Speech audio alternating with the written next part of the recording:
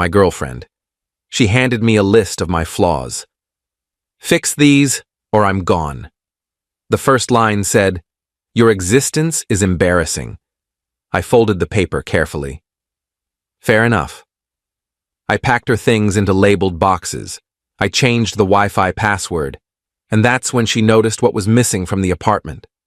I'm 35, been in a relationship for 2 years, and I just learned that some people mistake kindness for weakness until it's too late to apologize. My girlfriend moved into my apartment about 8 months ago. I owned the place outright, bought it years ago when the market was better.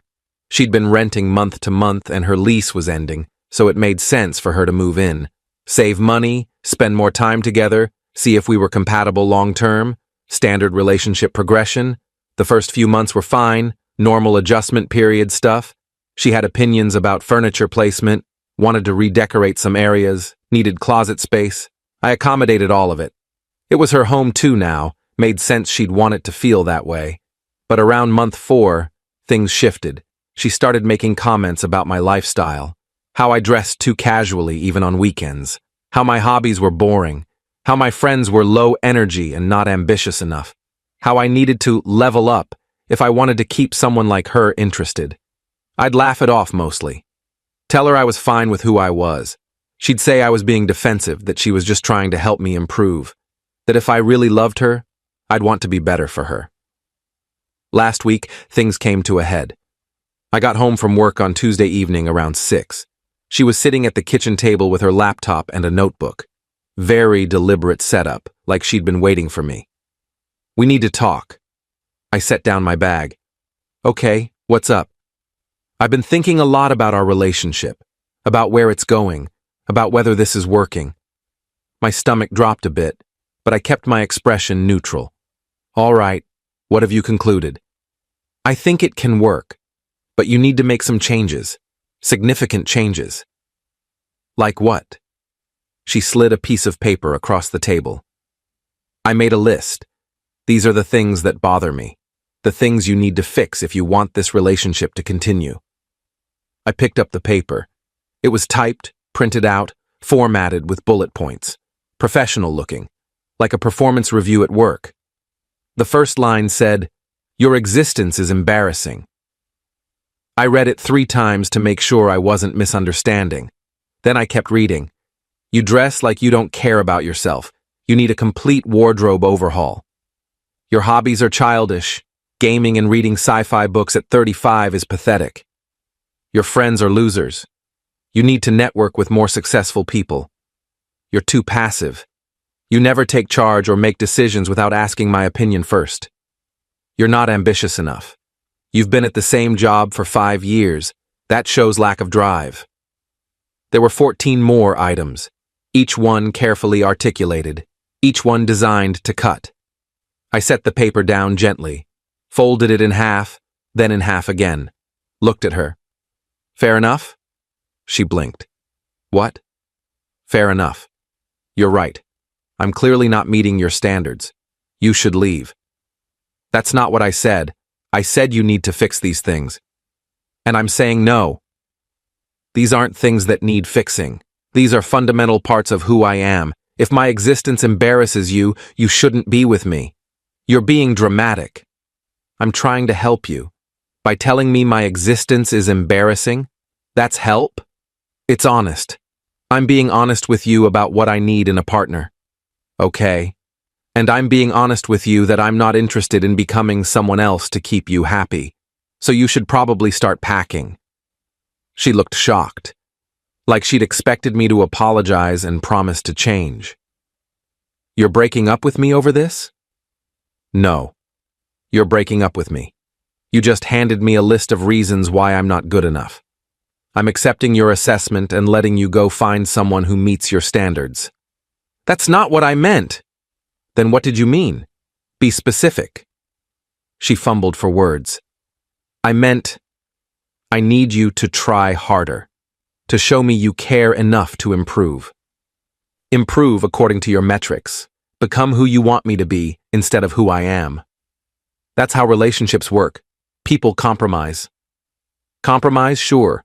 Complete personality overhaul? No. Those are different things. So you're just giving up? You're not going to fight for us? Fight for us? You just told me my existence is embarrassing. What exactly am I fighting for? The privilege of being with someone who fundamentally doesn't respect me? She started crying. You're twisting my words. I do respect you. I just think you could be better. Better by whose standard? Yours, not mine. I'm fine with who I am. If you're not, that's a you problem, not a me problem. I stood up, went to the bedroom, started pulling out suitcases from the closet. She followed me. What are you doing? Helping you pack. You said you'd leave if I didn't fix these things. I'm not fixing them. So logically, you're leaving. Stop. Just stop. Let's talk about this. We did talk about it. You made your position clear. I'm making mine clear. There's nothing left to discuss. I spent the next hour methodically packing her things. She alternated between crying, arguing, and sitting in stunned silence. I stayed calm, efficient, focused on the task. Her clothes, her toiletries, her decorations. Everything that was hers went into boxes and suitcases. She kept saying I was overreacting, that she didn't actually want to leave, that she was just trying to communicate her needs. I didn't argue, just kept packing. Update 1 by 9 p.m., most of her stuff was packed. I'd labeled each box with its contents, bedroom items, kitchen items, living room decorations, bathroom supplies, very organized, very thorough. She was sitting on the couch, mascara streaked, phone in hand. Where am I supposed to go? I don't have anywhere lined up. You can stay with friends tonight, or get a hotel, but you're not staying here. This is my home too. No, it's my apartment. You moved in 8 months ago. Your name's not on the lease or the deed. And you just told me you find my existence embarrassing. People who find me embarrassing don't live in my home. You're being cruel. I'm being clear. There's a difference. You set the terms.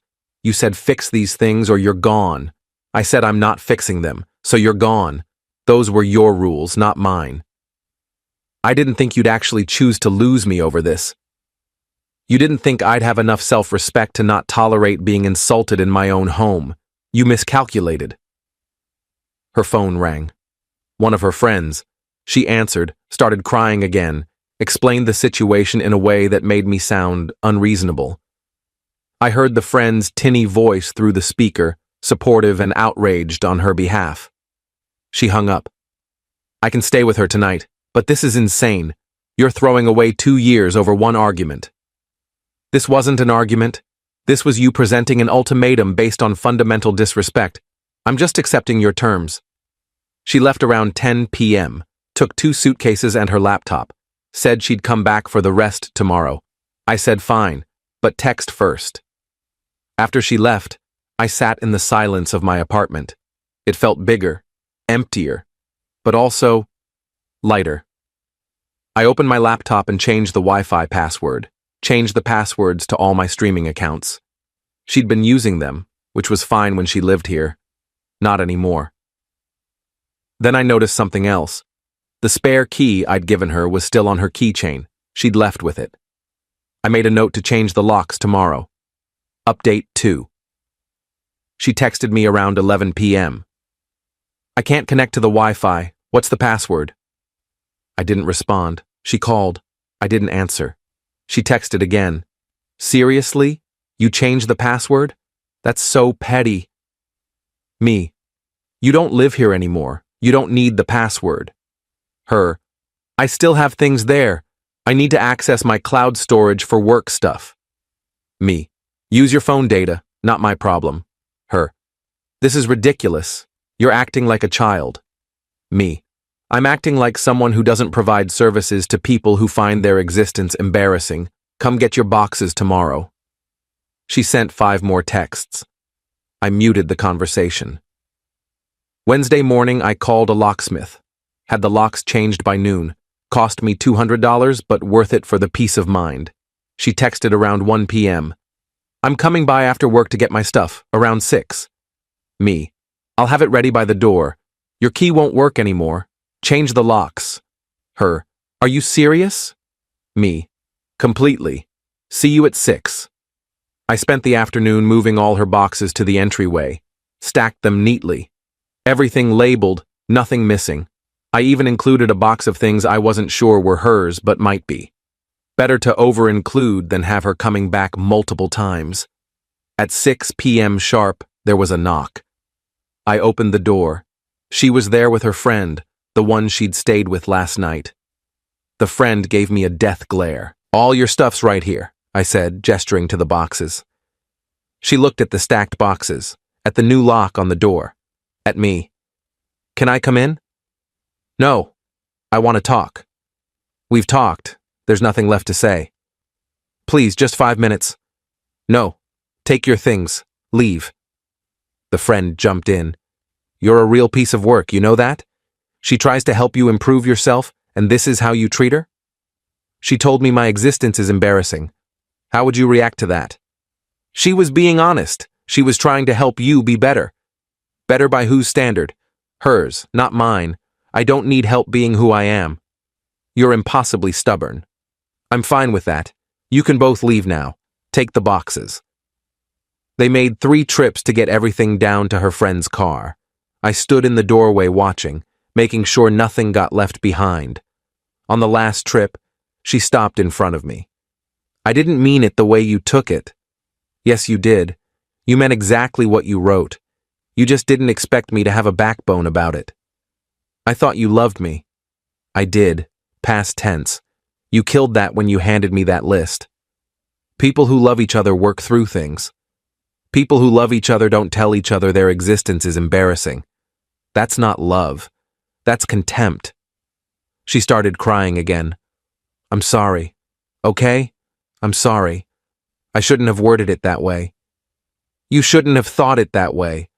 The wording isn't the problem. The attitude is. Can we start over? Pretend this didn't happen?" "No. Because it did happen, and it showed me who you really are." "Who am I, according to you?" "Someone who thinks love is conditional on me meeting arbitrary standards. Someone who thinks they can treat people like projects. Someone I don't want in my life anymore." Her friend pulled her away. "Come on, he's not worth it." They left. I closed the door, locked it with my shiny new lock, sat on my couch in my quiet apartment, and felt nothing except relief. Update 3 Thursday, I got a text from her mom. "I heard what happened. This seems like a misunderstanding. Can you call me?" I debated responding. Her mom had always been kind to me, but I also knew this was probably a mediation attempt. Me. "With respect, this is between your daughter and me. There's no misunderstanding. She was very clear about how she feels." Her mom. "She's devastated. She says she made a mistake, but you won't forgive her." Me. "She's devastated because there were consequences to her actions. That's not the same as being sorry." "She's sorry I didn't just accept her insults and comply." Her mom. "She loves you." Me. "She loves a version of me that doesn't exist, a version she thought she could create by tearing down who I actually am." That's not love. Her mom. "Please just talk to her." Me. "No, I'm sorry. But no." Her mom didn't respond after that. Friday, my girlfriend started posting on social media. Vague posts about narcissists and emotional abuse. About how sometimes you try to help someone and they punish you for it. How you can't save someone who doesn't want to be saved. Mutual friends started reaching out. Most were confused. A few had clearly heard her side only and thought I was the bad guy. A couple asked for my side of the story. I told them the truth, showed them a picture of the list. The "your existence is embarrassing" line. Watched their faces change as they rate it. "Oh, yeah, that's really harsh." Right. So when she says I'm punishing her for trying to help, understand that her help was telling me I'm fundamentally flawed and need to change who I am. Word spread. The narrative shifted. More people reached out to me privately. I had no idea. "She made it sound like you just snapped." That list is brutal. By Saturday, her social media posts had stopped. I think enough people had asked her about the list that she realized her victim narrative wasn't landing. Sunday afternoon, she texted me. "Can we meet for coffee, please, just to talk?" Me. Why? Her. Because I miss you. Because I made a terrible mistake. Because I want to fix this. Me. Fix what? Your opinion of me or my opinion of you? Her. Both. Me. I'm not interested. Move on. Her. Just one coffee. That's all I'm asking. I thought about it. Part of me was curious what she'd say. Part of me knew it was a trap. That she'd try to manipulate me, make me feel guilty, wear me down. Me. No. I'm done. Stop contacting me. Her. I'm not giving up on us. Me. There is no us. There's you and there's me. Separately. Accept it. I blocked her number after that. Update 4. 2 weeks later, I ran into her at a coffee shop. Pure coincidence, I wasn't expecting her. She saw me first. Hey. I nodded, kept walking toward the counter to order. She followed. Can we talk? Just for a minute? I don't think that's a good idea. Please, I've been in therapy, working on myself, understanding why I did what I did. Good for you, genuinely, but that doesn't change anything between us. I want to apologize. Really apologize. I got my coffee, found a table in the corner. She sat across from me without being invited. I was projecting, she said. My ex used to criticize me constantly, told me I wasn't good enough. It messed with my head. When I got with you, you were so comfortable, so content with yourself. It bothered me because I could never be that way. So I tried to change you into someone more like my ex, someone ambitious and driven and never satisfied, because that's what I thought success looked like. Okay. I'm sorry. Really, genuinely sorry. That list was cruel. You didn't deserve it. You're a good person, and I tried to tear you down because I was insecure. I appreciate the apology, and I'm glad you're getting help, but it doesn't change my decision. Why not? Because even if you understand why you did it, you still did it. You still thought those things about me. You can't unring that bell. People make mistakes. That wasn't a mistake. Mistakes are accidents. That was a deliberate choice to hurt me into compliance. That's different. I love you. Maybe you do, but not in a way that's healthy for me. And I'm not interested in finding out if you can learn to love me better. I'd rather be alone. She started crying. Again. I don't know what else I can say. There's nothing to say. You wanted me to change who I was. I refused. You left, in effect. Now we're done. That's the story. There's no third act where we reconcile and learn lessons together. This is the ending. I stood up, left my half-finished coffee on the table, walked out. She didn't follow. Final update. That was 3 months ago. I haven't heard from her since the coffee shop. Mutual friends say she's dating someone new, some guy who works in finance, very ambitious, always networking. Sounds exhausting. Perfect for her. I'm still in my apartment, still have the same job, still dress casually on weekends, still read sci-fi books and play video games, still hang out with my low-energy friends who make me laugh and never make me feel like I need to be someone else. I'm also dating someone new, met her through a friend. She's a teacher, loves her job even though it doesn't pay great, reads fantasy novels and watches anime, thinks my hobbies are cool, not childish, doesn't have a list of ways I need to improve. We were at her place last weekend. She asked me about my ex, what happened. I told her the story, showed her a picture of the list I'd kept on my phone. She read it quietly, then looked at me. Your existence is embarrassing. Jesus. Who says that to someone they supposedly love? Someone who doesn't actually love them. And you just packed her stuff? Changed the locks? Yep. That's the most ruthlessly calm breakup I've ever heard of. I wasn't calm. I was hurt. But I wasn't going to let her see me hurt. Wasn't going to give her the satisfaction of knowing she got to me. Did she? Get to you? For about a week. Then I realized I felt better without her than I ever did with her. That's when I knew I'd made the right call. She kissed me. I'm glad you did. Otherwise, I wouldn't have met you. Yeah, silver linings and all that. Last week, I got a message request on social media from my ex. I almost deleted it without reading. But curiosity won. I heard you're seeing someone. I hope she appreciates you more than I did. I really am sorry for how I treated you. You were right about everything. I wasn't in love with you. I was in love with the idea of molding someone into what I thought I wanted. That was wrong. I hope you're happy. I read it twice, felt nothing. No anger, no vindication, no sadness. Just acknowledgement that she'd finally figured it out. I didn't respond. Just closed the message. Went back to living my life. The list is still on my phone. I've thought about deleting it, but I keep it as a reminder. Not of her, but of the moment I chose self-respect over trying to be enough for someone who'd already decided I wasn't. Your existence is embarrassing. That line will stay with me forever. Not because it hurt, though it did, but because it clarified everything.